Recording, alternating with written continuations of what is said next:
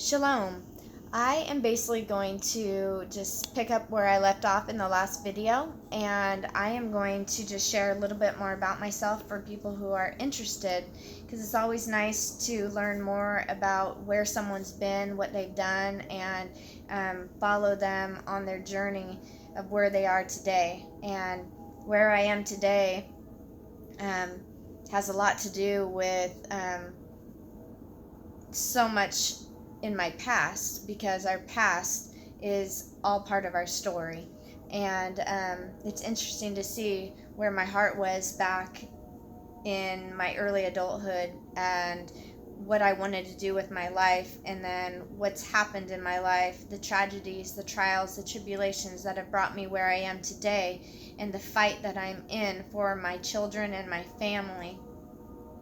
So what I thought I would do is I'm going to read my vita that I completed during my Master's of Counseling program, because it offers so much information and about the indoctrination that I was involved in and I was pursuing, and the trainings that were related in order to succeed in this world.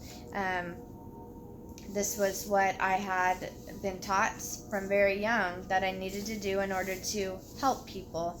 So let's see, I just start off with education. I want to say I first went to Shemeketa when I was trying to figure out what I wanted to do. It's cheaper there, and I first went into their criminal and justice system, wanting to maybe become a police officer or something like that.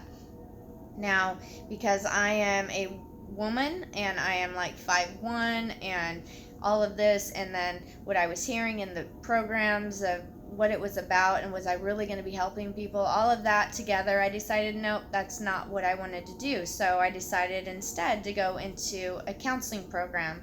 So I took some classes there and then transferred over to Oregon State University and completed 2 years there basically, and was able to get enough credits to later transfer to George Fox University, and I entered their completion program, which is the Bachelor's of Arts in Social and Behavioral Sciences. And I was able to complete this. I unfortunately didn't complete on time because I started a family and all of that. And it was difficult as pretty much a single mom throughout this time, because of my ex and I being on and off during our 10-year marriage, and me having to provide for my children, our 3 daughters. This program allowed me to complete the bachelor's program while still working basically full time. And so I did that, and then I later, probably after I actually completed this program, it was right away that I went into and applied for the Master's of Counseling program at Multnomah University. But when I first started the program, for my bachelor's, it was probably 2002, 2003, somewhere around there, that I started. And so it was kind of long and drawn out, but it was what I had to do in order to provide for my children. And so when I went into Multnomah University, I also went to Corbin University, because you had to complete your so-called Bible classes and all of that. Next, field experience. I'm going to go, let's see, basically just talking about how I completed my master's program. I had to complete the practicum, and I'm going to read the description of what I did. I provided 12 weeks of face-to-face counseling to student clients, applied basic counseling skills, gained confidence in counseling skills and active listening skills, utilized SMART goals, established rapport, and utilized SOAP notes. Then I completed my oral comprehensive exam at Multnomah. I successfully completed the oral comprehensive exam, demonstrating competence in 7 of the praxis areas of counseling of the oral. Let's see, the counseling which was case conceptualization, counseling theory, developmental conceptualization, diagnostic presentation, therapeutic goals, ethical, legal, and diversity issues, and biblical application, and successfully defending of a case example to an expert panel consisting of counseling professionals and a Multnomah University theology faculty member. And then I completed my internship, phase 1 and 2, at Oregon State Penitentiary, OSP, in Salem, Oregon. I co-facilitated Thresholds, a faith-based reentry program designed to reduce recidivism rates by assisting so-called inmates in their successful reintegration back into society. Provided one-on-one spiritual counseling for group members using an eclectic approach with emphasis on cognitive behavioral techniques, and completed SOAP notes. Next, professional experience. Let's see. So I worked at a crisis house when I went to Oregon State University as a care provider, and I supported adults with developmental disabilities, transported clients to appointments and activities, distributed their pharmaceuticals, monitored clients' daily progress, completed daily logs and reports, conducted patient intake and discharge, utilized crisis intervention techniques, and modeled healthy attitudes and behaviors. I worked at Rise Incorporated as an advisor starting back, in 2001, a long time ago, when my first daughter was born. She's now 17, and I worked there for about 4 to 5 years, and I modeled appropriate attitudes and behaviors while working with adolescents with developmental disabilities. I provided one-on-one supervision, planned daily activities, supported individual growth plans, assisted with daily living skills, completed incident reports and daily logs, monitored clients' progress, and distributed their pharmaceuticals. I worked at Chemawa Indian School as a recreational assistant.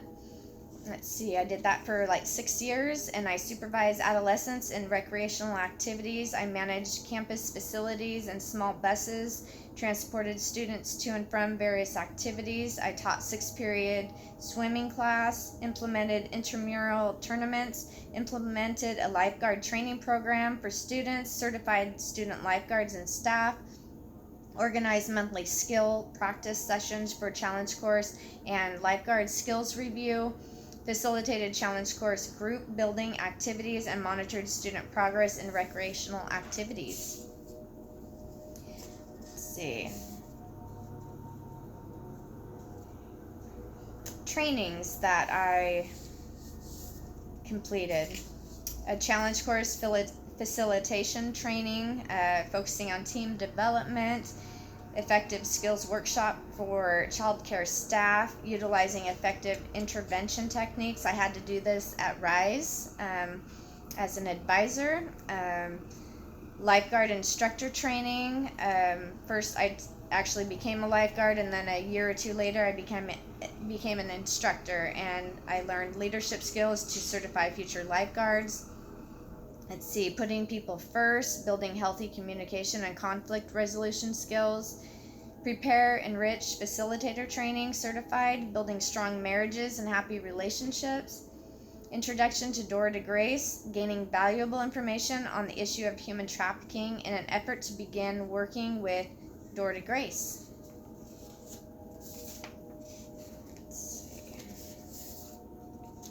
A threshold training reentry program, strengthening the spiritual foundation, personal value system of so-called inmates approaching reentry back into society in an effort to reduce recidivism through successful reintegration. Oregon State Penitentiary, facility access training, training for staff, volunteers working at OSP, covering facility rules, policies, and procedures for equipment and conduct. Mending the Souls training, supporting and treating human trafficking survivors as a professional clinician with special emphasis on the necessity for utilizing a team approach, regular self-care checkups, and gaining adequate training and working with trauma. an integrated view of trauma, abuse, recovery, and caretaking, and navigating complex therapeutic situations related to abuse. And then applying communications to couples for lasting change. Experiential learning, utilizing practical cognitive behavioral approach to helping couples applying the communication skills they need to be successful. In other words, I statements, effective speaking, active listening, and problem solving. Let's see. And then certifications that along the way through my so-called indoctrination education that they provide in these universities and also these jobs. These are trainings that I had to complete or wanted to complete in order to be what I thought successful in helping people. I did the Oregon Intervention System Training Certificate. Well, that's what I got. It was a training. Basic training program for people with developmental disabilities, and beginning student assistance program, support group facilitators training certificate is what I got. Discrimination and whistleblowing in the workplace, no fear training certificate. Authorities, roles, and responsibilities certificate, and performance management system certificate. I had a long list of certificates that I did online while working at Shamawa so that I could step up to the next pay grade and be able to just get more each month for supporting my children. The Care Basic Training Program was an adult foster care training program, which is interesting because I didn't understand all of that at the time. So that is actually the full name of the certificate that I got. Certificate of Appreciation while working at Shamawa, Years of Achievement Award while working at Rise, and I think that's basically it. I think that helps to give people information about me and just some of my background. I also completed the Oregon State licensing exam for my counseling, and so that was for my Master's of Counseling, and I graduated at the top of my class. I guess I was the next one down, so I almost got a 4.0. I can't remember the exact, but anyways, all I mean by that is that I put everything into trying to get to a place in my life where I was bettering myself, I thought, and getting to a place where I could provide and teach my children. And during my master's program, I ended up finally divorcing my ex after 10 years of being on and off. And basically together only 5 years out of that 10, and having to take care of our children and all of our finances during the times we were separated and just struggling. Finally getting to that point after meeting with my so-called pastors at Salem Alliance and speaking to professors at Multnomah, and just trying to figure out was I going to be condemned for the rest of my life for divorcing.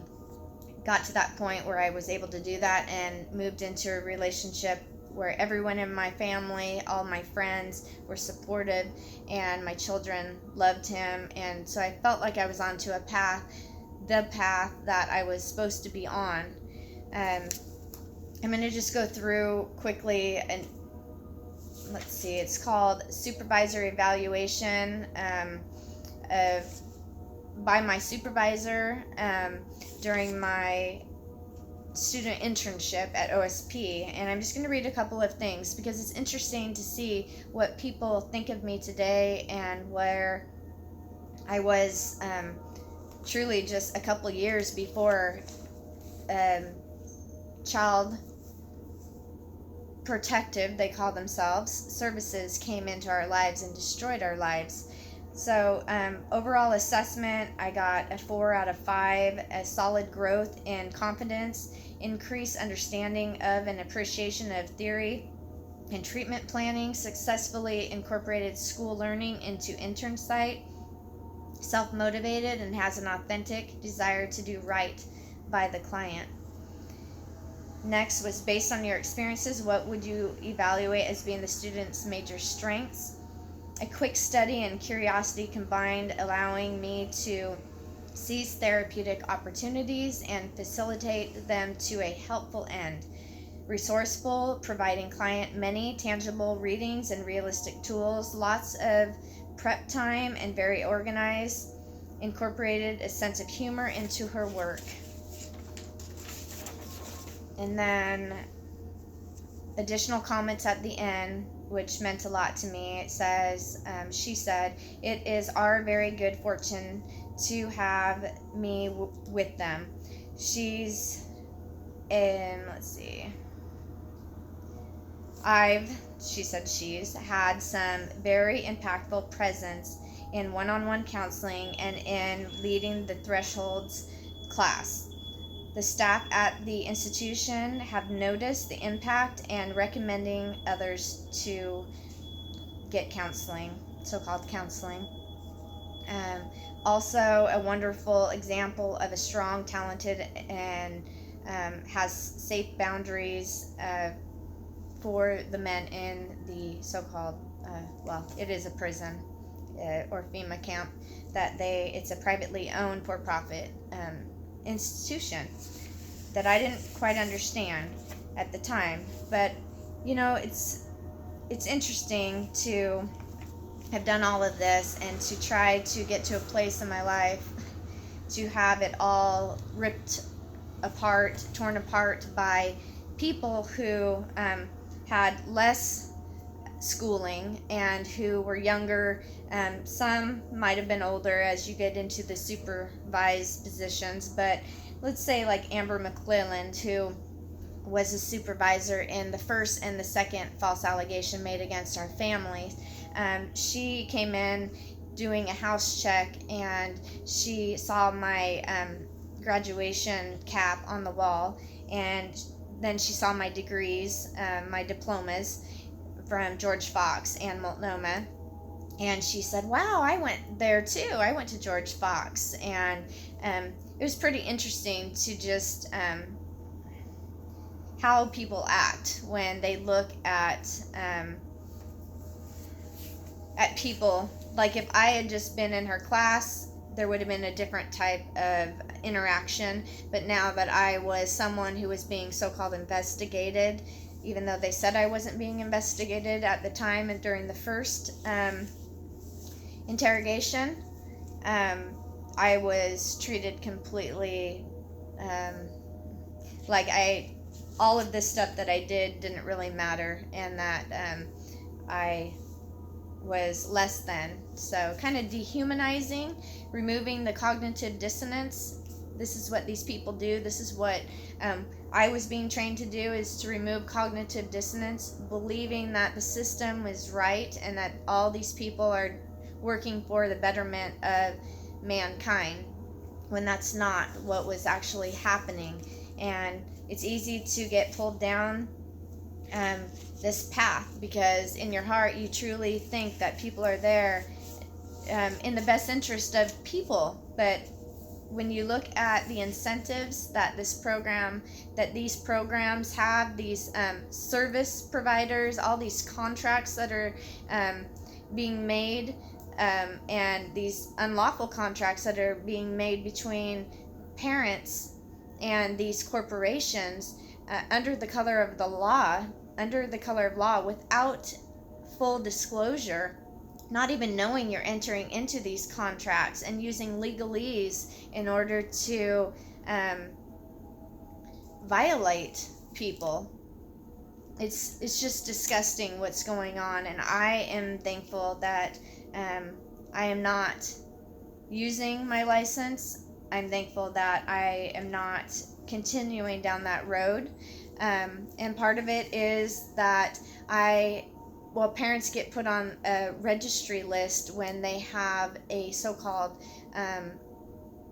founded disposition made against them, an abuse or neglect disposition that's founded.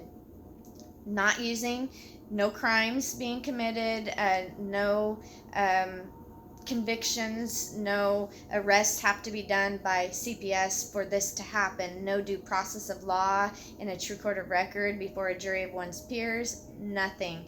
They are just able to go off of their policies and procedures. They're internally run and regulated policies and procedures, even though they will say that they are regulated by independent sources that come in and evaluate. All of them work together for the state. When you go into these kangaroo courts, it doesn't matter. All of the attorneys, the DA, the judge, all of them are working for the state. When you go into these evaluations, counseling, anything like that, they contract with the state.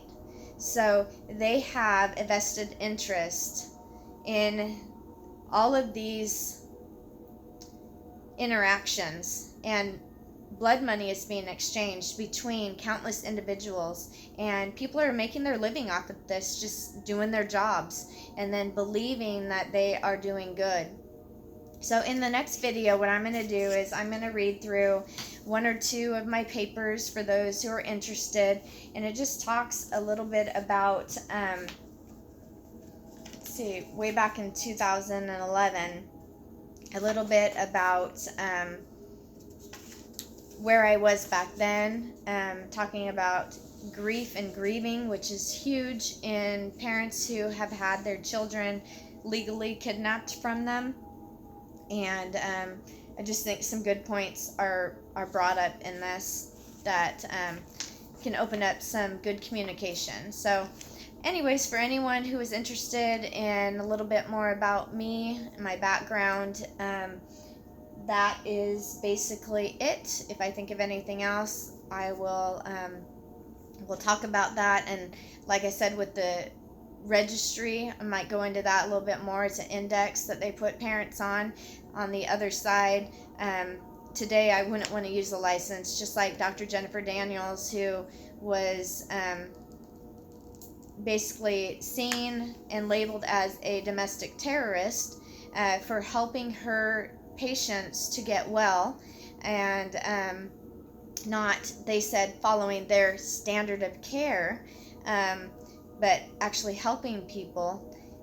She talked about how the system is set up, and that in order to have a license, you're regulated and you're controlled to do things, and you're actually made to follow policies and procedures that aren't in the best interest or for the welfare of people. And that's things we have to, as people, question, and we have to take a stand for something and decide what we're going to do in our lives, because truly we are the ones accountable for what we do with this life that we've been given. I thank the Most High for all He's doing in my life, and just wanted to share this and then continue on with exposing the corruption of the modern day human trafficking that's going on in the United States and around the world today. Thank you so much for watching. Thank you for liking. Thank you for subscribing, and thank you for sharing. Shalom.